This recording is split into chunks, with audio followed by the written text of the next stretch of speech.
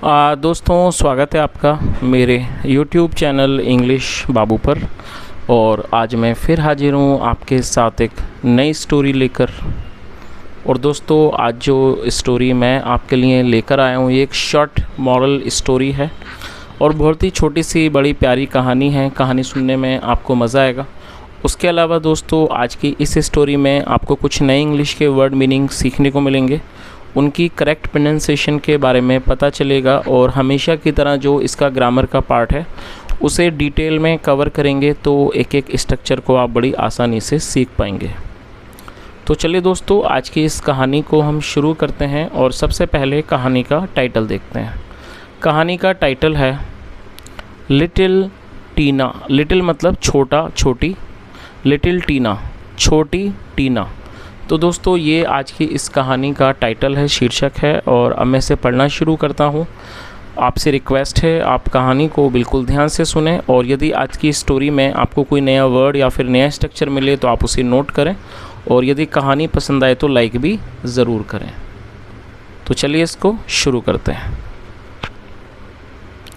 Little Tina was very scared of the dark. क्या मतलब हुआ दोस्तों? ये जो वाक्य है ये सिंपल पास्ट का वाक्य है और जब हम सिंपल पास्ट में कोई वाक्य बनाते हैं तो वहाँ पर वॉज या वर्ब का इस्तेमाल हेल्पिंग वर्ब के रूप में किया जाता है, जैसा यहाँ किया गया है। साथ में नाउन या एडजेक्टिव को लेकर वाक्य बनाया जाता है। और दोस्तों, इस तरह के जो वाक्य हैं उनमें कभी भी वर्ब का प्रयोग नहीं किया जाता है और इस तरह के जो वाक्य हैं उनको नो एक्शन सेंटेंस भी कहा जाता है। तो क्या अर्थ हुआ?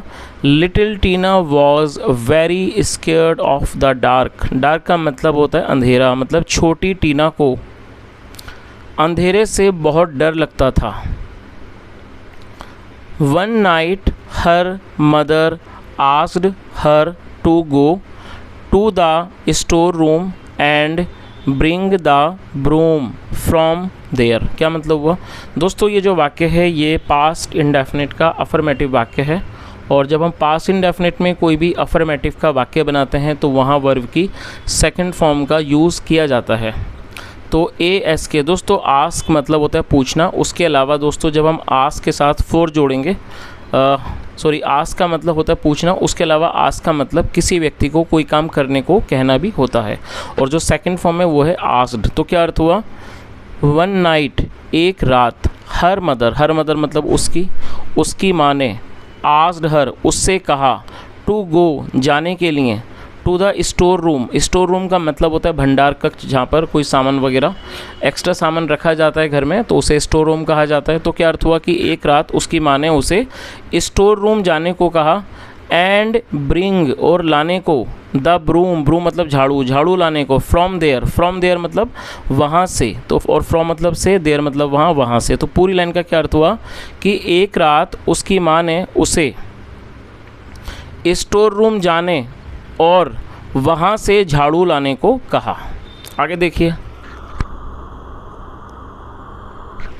टीना would not go as she was afraid of the dark. क्या मतलब हुआ दोस्तों? देखिए, कई बार आप देखेंगे कोई स्टोरीज़ वगैरह में इस तरह के वुड का यूज़ किया जाता है और कई लोग इसमें कंफ्यूज हो जाते हैं।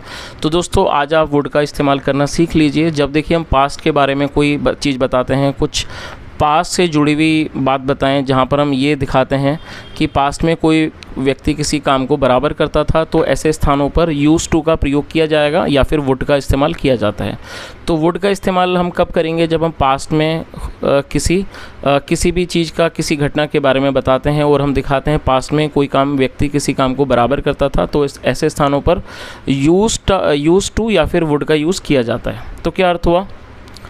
टीना वुड नॉट गो मतलब कि टीना नहीं जाती, एज जैसे कि शी वॉज अफ्रेड क्योंकि वह डरती थी, she was afraid of the dark क्योंकि उसे अंधेरे से डर लगता था।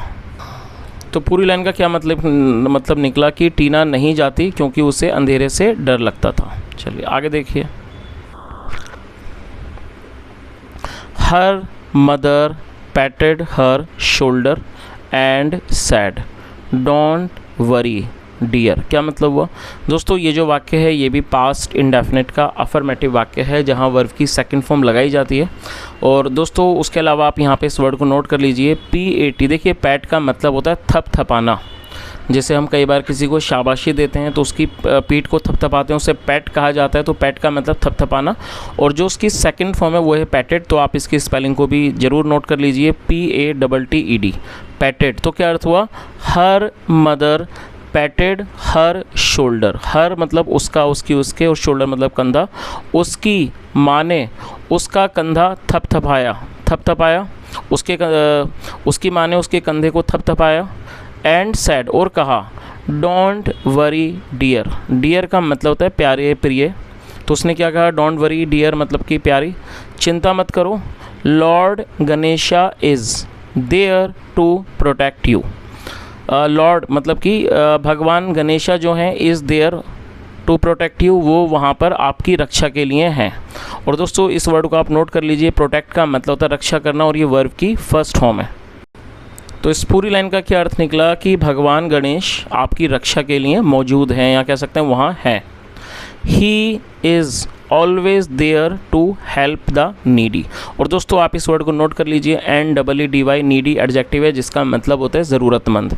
ही is always there to help the needy मतलब वह ज़रूरतमंद की मदद करने के लिए हमेशा मौजूद हैं। चलिए आगे देखिए, आर यू श्योर मदर मतलब क्या माँ आपको यकीन है। और दोस्तों यदि आप इस वाक्य के बारे में बात करें तो ये सिंपल प्रेजेंट का ही वाक्य है। और जैसा मैंने आपको बताया, जब हम सिंपल प्रेजेंट में कोई भी वाक्य बनाते हैं तो वहाँ पर इज़ एम आर का यूज़ हेल्पिंग वर्ब के रूप में किया जाता है।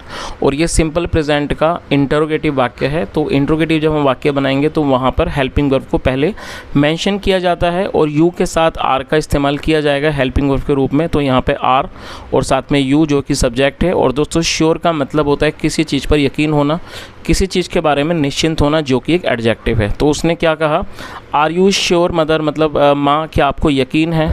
Yes dear replied her mother. Reply का मतलब जवाब देना, second form replied. Replied her mother उसकी माँ ने जवाब दिया, हाँ प्रिय। आगे देखिए, Tina went to the store room and opened the door. क्या मतलब हुआ दोस्तों, ये जो वाक्य है ये भी पास्ट इंडेफिनिट का ही अफर्मेटिव वाक्य है। और जैसा आपने देखा दोस्तों, आज की जो कहानी है इसके अंदर ज़्यादातर आपको पास्ट के ही वाक्य देखने को मिले हैं। तो मैं उम्मीद करता हूँ काफ़ी दिनों से आप लोग स्टोरी सुन रहे हैं और आपने देखा होगा जो कहानियाँ होती हैं उसमें ज़्यादातर जो यूज़ होता है वो पास्ट इंडेफिनिट का ही देखने को मिलता है। तो मैं उम्मीद करता हूँ कि दोस्तों अब आप पास्ट इंडेफिनिट को अच्छे से समझते होंगे और आप इसको समझ भी पाते होंगे। साथ में यदि आप कोई टॉपिक वगैरह बनाएंगे तो पास्ट में आप इजीली उसको बना पाएंगे। तो दोस्तों ये जो वेंट है ये गो की सेकंड फॉर्म है वेंट। तो क्या अर्थ हुआ, Tina went to the store room. Tina store room गई। And opened the door, open मतलब खोलना, second form opened. And open the door और दरवाज़ा खोला। तो पूरी लाइन का क्या मतलब हुआ, Tina went to the store room and open the door. Tina store room में गई और दरवाज़ा खोला। आगे देखिए, peering into the darkness she called। और दोस्तों आप इस वर्ड की मीनिंग को भी नोट कर सकते हैं। peer का मतलब होता है झांकना। peering into the darkness क्या मतलब हुआ कि अंधेरे में झांकते हुए। she called उसने पुकारा। दोस्तों CALL कॉल का मतलब होता है बुलाना या फिर पुकारना और सेकंड फॉर्म है called। तो क्या अर्थ हुआ, peering into the darkness she called मतलब कि अंधेरे में झांकते हुए उसने पुकारा। Ganesha if you are there मतलब कि Ganesha if you are there यदि आप वहाँ पर हो। Please hand over the broom to me. दोस्तों हैंड ओवर का मतलब होता है कोई चीज़ थमाना, किसी को देना, किसी के हवाले करना। और यदि आप इस वाक्य के बारे में बात करें तो ये हमारा एक इम्पेरेटिव वाक्य है जहाँ पर हम कोई आदेशात्मक इसको कहा जाता है, जहाँ पर सब्जेक्ट को मेंशन करने की कोई भी ज़रूरत नहीं होती है। तो उसने क्या मतलब हुआ इस लाइन का, शी कॉल्ड उसने कहा, उसने पुकारा Ganesha if you are there कि यदि आप वहाँ पर हैं। Please hand over the broom to me तो कृपया करके मुझे झाड़ू पकड़ा दीजिए, मुझे झाड़ू दे दीजिए।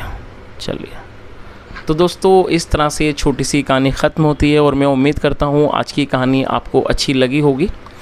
और यदि आपको आज की कहानी अच्छी लगी और मेरा पढ़ाने का प्रयास भी आपको अच्छा लगा हो तो आपसे रिक्वेस्ट है दोस्तों, आप इस वीडियो को ज़रूर लाइक करें, शेयर करें, चैनल को भी सब्सक्राइब करें और यदि आपका कोई भी सुझाव हो तो कमेंट के माध्यम से ज़रूर बताएं। यहाँ तक सुनने के लिए thank you so much. Have a nice day and bye.